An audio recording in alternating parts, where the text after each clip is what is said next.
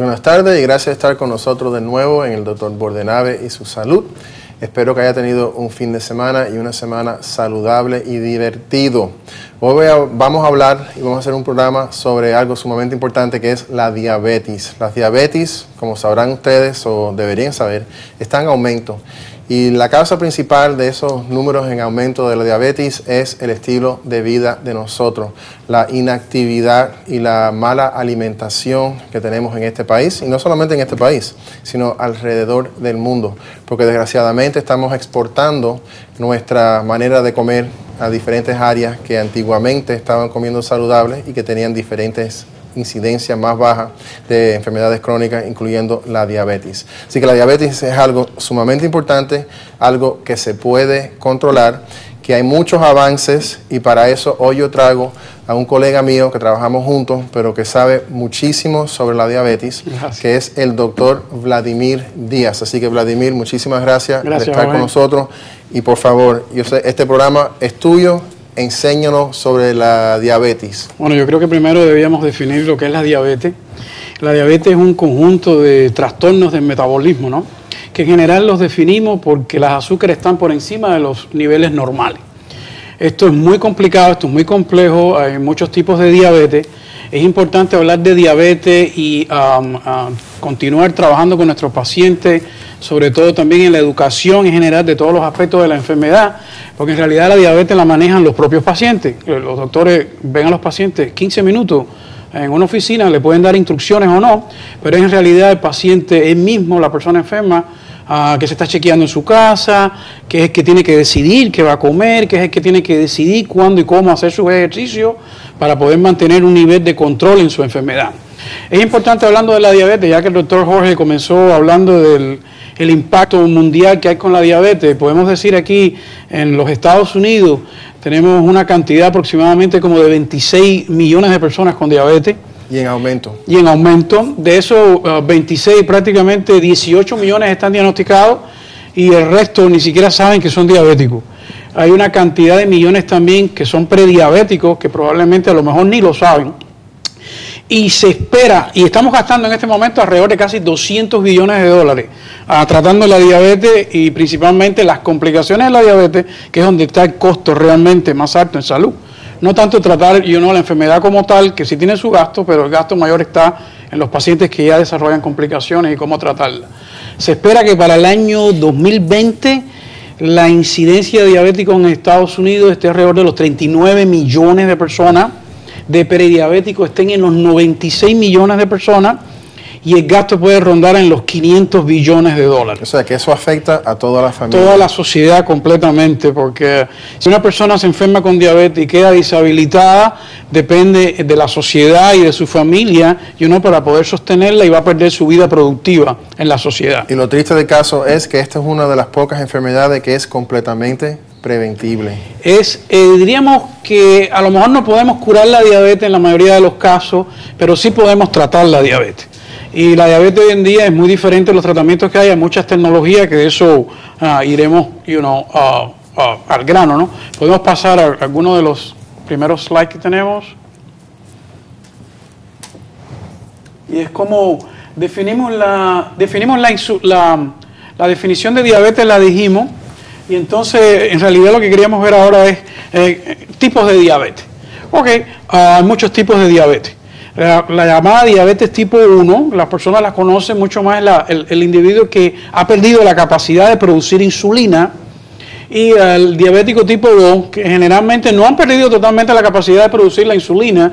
El cuerpo puede producir en los inicios de la enfermedad mucha insulina, sencillamente las células del cuerpo no responden adecuadamente a esos niveles de insulina. Y también con el curso del tiempo en esos pacientes también va a haber una pérdida y un decline en la producción de insulina por daño de las propias células que lo producen, que son las llamadas células betas en el páncreas. Y también en esos individuos diabéticos tipo 2 hay otra hormona que es la contrapuesta a la insulina, que es el glucagón, que también se segrega de una manera inadecuada y excesiva. Ahí está también la diabetes gestacional, que ocurre en las mujeres embarazadas. Están las diabetes de las enfermedades crónicas. Por ejemplo, personas que han padecido de pancreatitis crónica pueden dañar su páncreas a cierto punto, que entonces se va a convertir en diabético. Las personas que tienen enfermedad, la fibrosis quística, están también lo que llamamos la enfermedad diabética latente del envejecimiento, que le llamamos LADA, que es un poco más rara, pero se ve en las personas de más de 65 años y se parece un poquito a la diabetes tipo 1.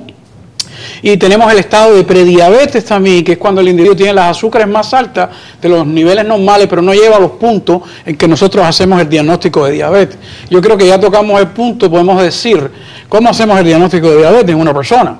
Obviamente, si la persona se presenta en la oficina de un doctor, en la emergencia de un hospital, y tiene azúcares de más de 200 y tiene síntomas de diabetes, y los síntomas clásicos de diabetes, que en español le decíamos los síntomas de la P, que era la pérdida de peso, la polidipsia, que es la sed, la orina, que es la poluria, y el estado que tiene mucha hambre, que son síntomas de toxicidad del azúcar en el cuerpo, ya esa persona automáticamente tiene diagnóstico de diabetes. Hay muchas personas que no presentan con la sintomatología típica. Es muy común en los diabéticos tipo 2 que el azúcar van subiendo progresivamente y no tienen síntomas, porque en realidad estos síntomas son de toxicidad de la glucosa, se producen con glucosas de más de 250, probablemente si llegan a los 300, 400, y entonces ya la persona sí se siente enferma, porque está no solo esa especie, sino acompañada de fatiga y otros elementos más que permiten el diagnóstico. Otra manera que nosotros hacemos el diagnóstico de diabetes, y es la preferida, es encontrar el azúcar en ayuna antes de ingerir ninguna comida, 8 horas después de haber tenido la última comida el día anterior, en más de 126. 2 veces que esto se haga consecutiva, nos da el diagnóstico de diabetes. Y otra manera que podemos hacer el diagnóstico de diabetes en aquellas personas que están en el borderline, no estamos muy seguros si ya son diabéticos o no, es hacerle la prueba de tolerancia a la glucosa. Se toma un vaso de 75 gramos de azúcar, se le chequea su azúcar a la media hora, a la hora y a las 2 horas, y si a las 2 horas están más de 200, se considera diabético. Otra manera que podemos hacer el diagnóstico de diabetes hoy en día no está muy estandarizada, pero es ver pacientes que se presentan en casi todos los médicos primarios. Hoy en día hacemos el diagnóstico de rutina de famosos test que le llamamos A1C o hemoglobina glicosilada, y vemos en una persona que no hay factores, elementos que nos hagan pensar que ese A1C es erróneo, pero tengo un A1C de más de 6.5, 6.8, 6.9, revisamos las azúcares más meticulosamente y vemos que esa persona también tiene diabetes. Esos son los elementos en que podemos hacer el diagnóstico de diabetes. Si queremos hablar un poquito más del tipo 1, es una diabetes menos común en la población nuestra hispana. En esta paciente podemos decir que la diabetes tipo 1 es una enfermedad crónica que se presenta en individuos que han perdido la capacidad, su páncreas, de producir la insulina necesaria. Generalmente ha sido un proceso autoinmune en el que se han producido anticuerpos que destruyen las células betas de páncreas, que son las encargadas de producir insulina. También hay otras formas en que podemos adquirir la diabetes tipo 1. Se ha hablado de factores de riesgo del diabético tipo 1. Hay un elemento genético, hay ciertos halotipos en el individuo que pueden pueden presentar riesgos para que se desarrolle la diabetes tipo 1. Y también hay algunos elementos ambientales. En realidad nunca ha habido un consenso totalmente que podemos decir la causa de la diabetes 1 a través de infecciones, pero ha habido sospecha que algunas enfermedades virales producidas por virus que se llaman ECOS, Coxsackie, que también pueden afectar el corazón, entre otras cosas, el virus de la rubiola, el virus de las paperas, pudieran afectar el páncreas de manera que se pudiera dañar y producirse diabetes tipo 1. Así que el tipo 1 es la que también es conocido frecuentemente como la diabetes de insulina. Insulino dependiente. Okay. Ajá. Aunque hoy en día utilizamos el término, y hago la salvedad, insulino dependiente en diabéticos tipo 2, que ya tienen muchos años y necesitan de insulina para controlar el azúcar. Entonces esa es la diabetes tipo 1. Básicamente, si vamos a hablar del tratamiento de la diabetes tipo 1, es insulina, una vez que lo descubrimos. Hoy en día tenemos muchos tipos de insulina. Tenemos insulinas de últimas generaciones, insulinas que se han desarrollado, que se parecen mucho más a la insulina humana y las producimos industrialmente, y son los que le llamamos los análogos. Y lo que tratamos de diseñar, y lo que se ha diseñado a través de la ciencia, las academias, ¿no?, es tratar de imitar la manera en que el cuerpo segrega la insulina. Y entonces sabemos que necesitamos un nivel de insulina todo el tiempo en el cuerpo para mantener las azúcares en control. Y a ese le llamamos la insulina basal del cuerpo. Se han desarrollado insulinas ultralentas, muy lentas, que inyectándosela a nuestros pacientes pueden imitar, mimic, esa deficiencia de insulina basal que hay en los diabéticos tipo 1. Y tenemos también las insulinas llamadas, que son las insulinas rápidas, que tenemos muchas de ellas hoy en día. Tenemos en este momento como 3 de análogos de la insulina humana, que la vamos a usar cuando en el cuerpo hay picos de necesidad de insulina que se producen cuando el individuo come. El cuerpo produce insulina para tratar de contrarrestar el azúcar que está entrando en el cuerpo y ponerla dentro de la célula y los tejidos que la necesitan. Y entonces son unas insulinas rápidas que van a tratar de imitar el pico de insulina que se produce en el cuerpo durante la ingestión de las comidas. Entonces el plan básicamente va a ser tratar de utilizar una insulina basal, que es la insulina lenta, y tratar de utilizar las insulinas rápidas con las comidas. Y eso usted se lo enseña al individuo paciente, dependiendo de las necesidades que tiene ese paciente, en qué tipo de insulina va a utilizar. Exactamente, como todo en medicina, todo es por ensayo y error. Vamos a usar las medicinas que creemos que son más convenientes con nuestros pacientes en las primeras impresiones que tenemos de ellos, y vemos también la tolerancia de las personas a los planes que le estamos poniendo, si realmente es lo que es adecuado para ellos. Lo que nos dice lo que es adecuado es la tolerabilidad, el mínimo impacto en los efectos secundarios de las medicinas, y que cumpla los objetivos de controlar lo que nosotros queremos, en este caso el azúcar, evitando al máximo los bajones de azúcar. Porque quiero insistir, los bajones de azúcar es un peligro grande que siempre vamos a tener en el uso de la insulina, y es una cosa que consideramos muy peligrosa.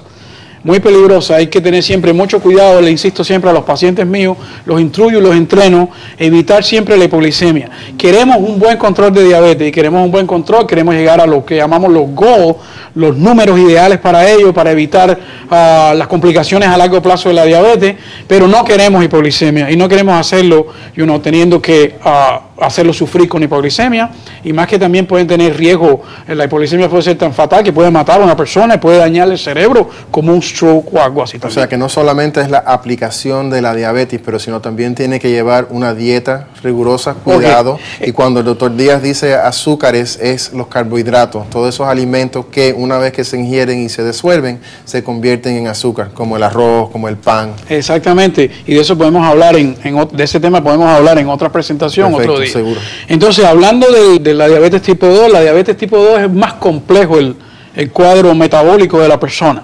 También tiene como base que los azúcares están por encima. Y eso es lo que se está viendo en un aumento drástico. En nuestra población más que todo. Y se sabe hoy día que la diabetes, especialmente la diabetes de tipo 2, ahora se asocia a un factor de riesgo a enfermedades cardiovasculares. Por eso es que muchas veces esas personas que están desarrollando síndrome metabólico, diabetes de tipo 2, que es con pastillitas, que el doctor nos va a hablar ahora, eso es un factor de riesgo para enfermedades coronarias, y muchas veces trabajamos conjuntamente con los doctores como el doctor Díaz y los endocrinólogos y los cardiólogos juntos para tratar de prevenir daños a largo plazo. Por favor, quédense con nosotros, que cuando vengamos del comercial vamos a seguir más con el doctor Vladimir Díaz sobre la diabetes.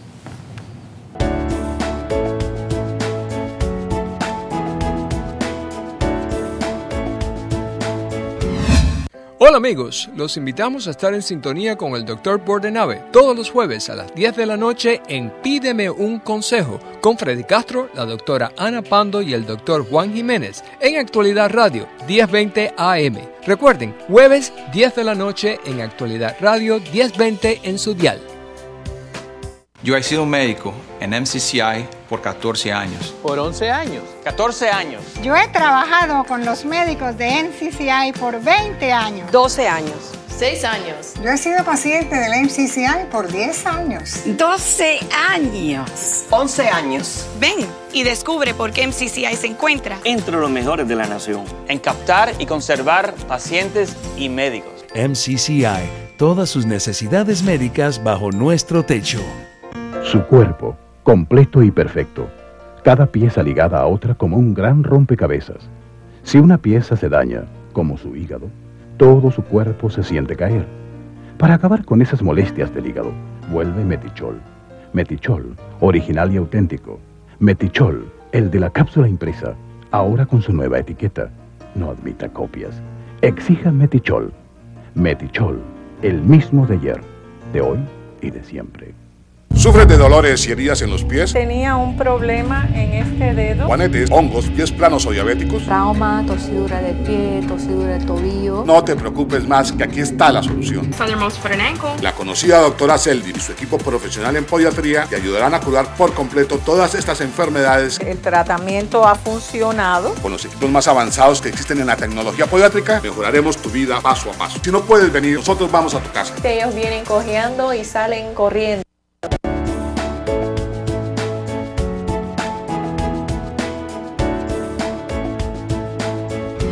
Estamos de regreso en la charla sobre la diabetes con el doctor Vladimir Díaz. Estábamos hablando sobre la diabetes tipo 2 con pastillitas. Los tratamientos de diabético tipo 2.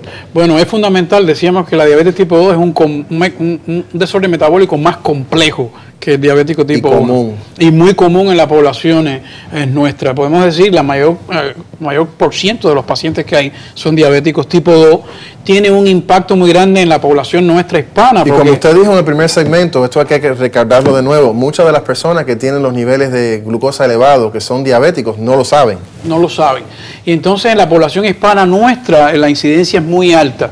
En base tenemos la influencia de dos factores, el factor ambiental y también el factor genético. El factor ambiental está dado en el estilo de vida que tenemos la mayoría de los hispanos, que es un estilo de vida que podemos definir diabetogénico, que es, comemos una alta ingestión de calorías, tenemos un estilo de vida que no gastamos las calorías que comemos, que es sedentarismo, y se vuelven obesos las personas.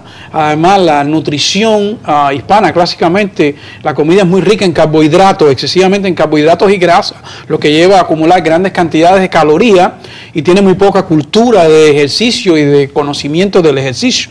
Por lo tanto, vamos a decir que en los pacientes diabéticos tipo 2, lo primero que vamos a definir como parte del ejercicio, si están saludables y pueden hacer el ejercicio, obviamente no vamos a pedir a una persona que tenga 300 libras y tenga las rodillas dañadas, que puedan hacer mucho ejercicio. Yo solo pido a los pacientes míos, aunque tengan 300 libras y tengan las rodillas dañadas, una bicicleta fija dentro de su casa, poquitico. Si usted puede moverse, me puede hacer un poco de actividad física. Ese es uno de los ejercicios favoritos que tenemos para los diabéticos, la bicicleta fija. Perfecto. Y también tenemos los que están un poquito más discapacitados para eso, el ejercicio de los pies como bicicleta, pero en el couch, que son los más difíciles.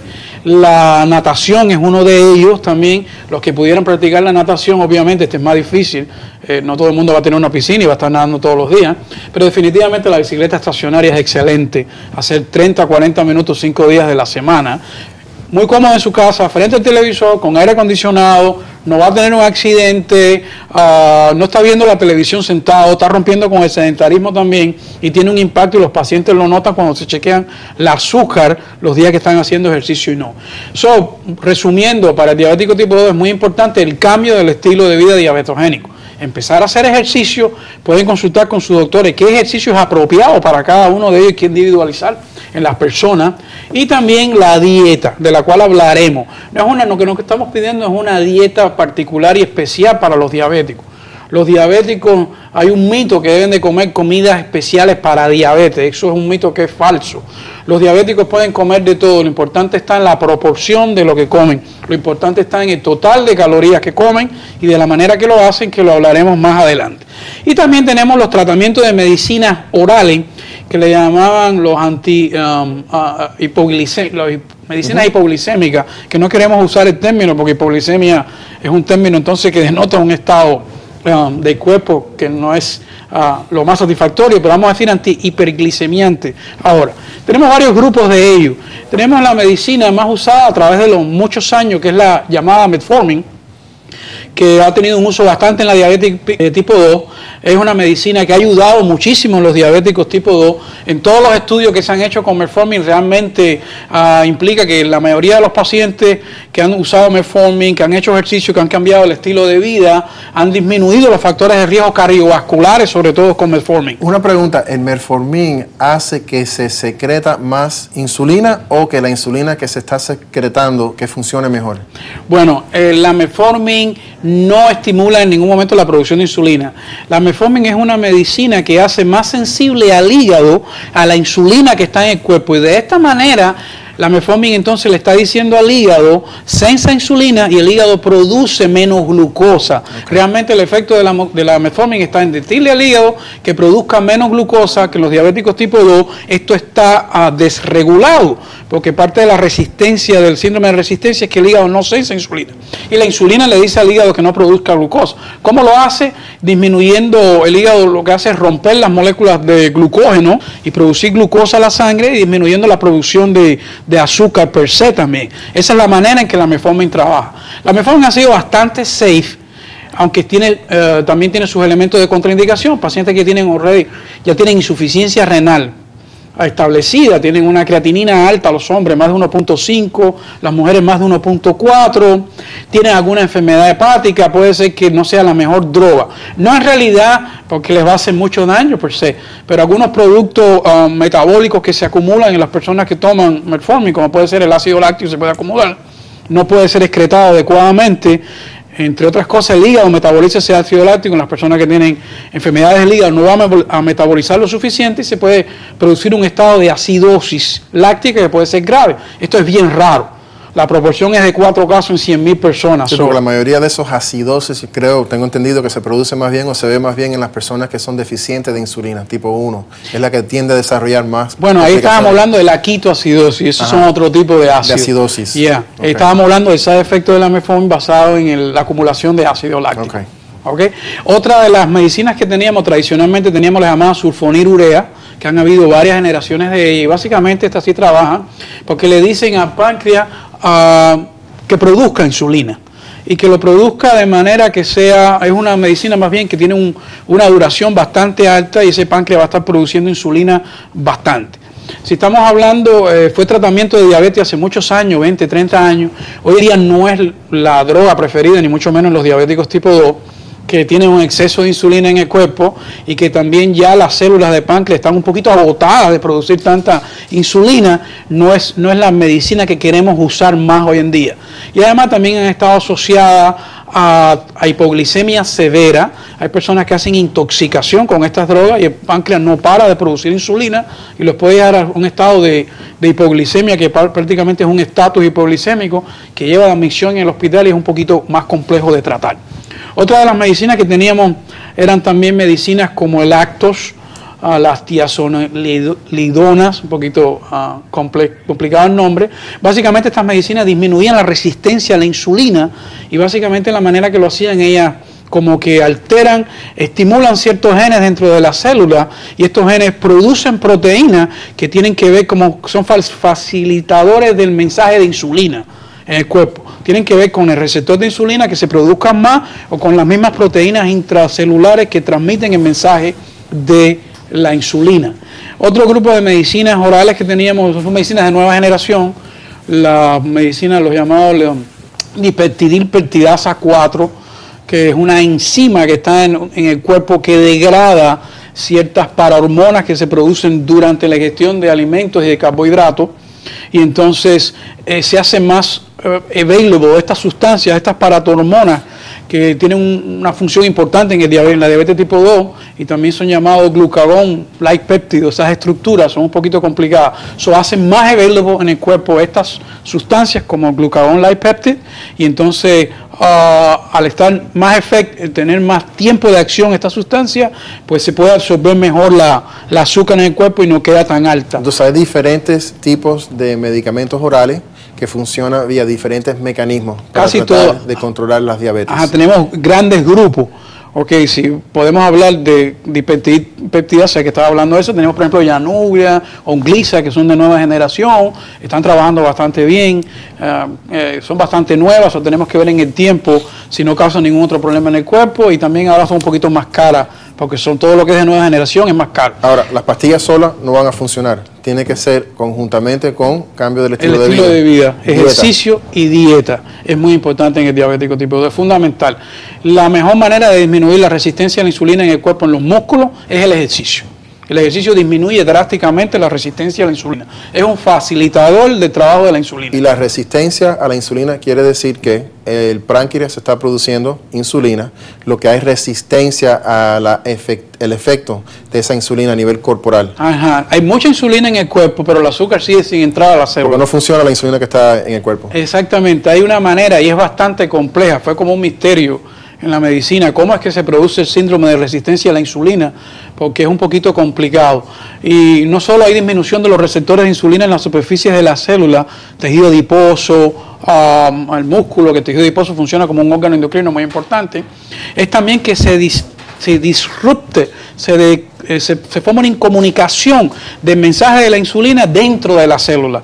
Las mismas proteínas y mensajeros que hay intracelular están deficientes. Y eso es parte del síndrome de resistencia a la insulina. Y eso es algo sumamente interesante, porque en la oficina mía, por lo menos, y cuando yo saco la sangre, yo chequeo los niveles de insulina, o bien, más bien viene como parte del panorama. Y hay pacientes que no tienen diabetes, que no son síndrome metabólico, que sin embargo tienen ya los niveles de insulina elevados. Y eso no debería ser, precisamente porque esas personas tienen resistencia a la insulina. Eso es los pacientes que están desarrollando el metabolic syndrome, son de los pacientes que tenemos que tener en ojo todo el tiempo, educarlos de entonces. Yo también les mido la insulina a ellos, sobre todo si veo factores de riesgo para diabetes tipo 2, está aumentando de peso, la presión está alta, entonces le puedo chequear los niveles de insulina y si me encuentro muy frecuentemente los niveles de insulina altos, los pongo en un plan de dieta, en un plan de ejercicio, que es lo que más me va a disminuir la resistencia a la insulina, y puedo o no empezar medicinas que me pueden ayudar como la metformin para tratar de prevenir el desarrollo de diabetes en esos individuos. Una pregunta que es muy común en la población cuando yo le doy las clases de diabetes, que si es prevenible la diabetes, que si uno que está con prediabetes puede evitar llegar a ser diabético, ¿qué se puede hacer para eso? Obviamente salta a la vista y ya lo estamos diciendo, es cambiar el estilo de vida diabetogénico, comer menos calorías, comer menos grasa y tener más actividad física para que el cuerpo pueda acabar de utilizar las calorías que está consumiendo y no acumularlas en tejido adiposo, que al final se estamos viendo por todo el desarrollo que está habiendo ahora en la tecnología y conocimiento de la diabetes, que esas grasas que se están acumulando en el cuerpo suelen ser las tóxicas y responsables de la resistencia a la insulina y del daño que se está produciendo en el cuerpo, del fenómeno hipertensivo en los diabéticos tipo 2, que está dado también no solo porque no entra glucosa, sino estas grasas tóxicas que están acumulando triglicéridos, están glicosilados también por el exceso de glucosa, entran al citoplasma de las células, en los endotelios de los vasos sanguíneos, alteran la fisiología normal del endotelio, se producen daños oxidativos, se producen menos de las sustancias que tienen que ver con la vasodilatación de los endotelios, y ahí viene la presión alta en el diabético tipo 2. Doctor Díaz, esto ha sido fascinante, hemos tocado solamente todo lo que podemos hablar de la diabetes, va a tener que venir, lo invito desde ahora para que venga y vamos a hacer 2 o 3 programas, porque la diabetes es sumamente importante, pero ya se nos está acabando el tiempo, nos queda menos de un minuto. Así que recautar lo que dice el doctor Díaz. Cuídense la salud, vayan a su médico, chequéense la sangre. Aunque usted se siente bien, no tiene ninguna sintomatología, sumamente importante, estos cambios afectan todo el cuerpo, corazón, cerebro, ojos, los riñones. No sean una víctima. Ustedes tienen control sobre su salud y para eso se les presenta estos programas, para que tengan ustedes control sobre su propia salud. No espere a que tenga necesidad de ver a un especialista, de usar insulina, usar pastillas. Ahora es el momento de cuidarse. Vladimir, les doy las gracias por estar con nosotros. Y estás invitado. Venimos con el doctor Díaz en otro segmento muy pronto. Y para ustedes, muchísimas gracias en estar con el programa de hoy. Espero que le haya servido y que haya sido beneficio. Acuérdense que esto lo puede ver en el Dr. Bordenave y susalud.com. Quédense saludables. Hasta la semana que viene. Que Dios los bendiga. Gracias.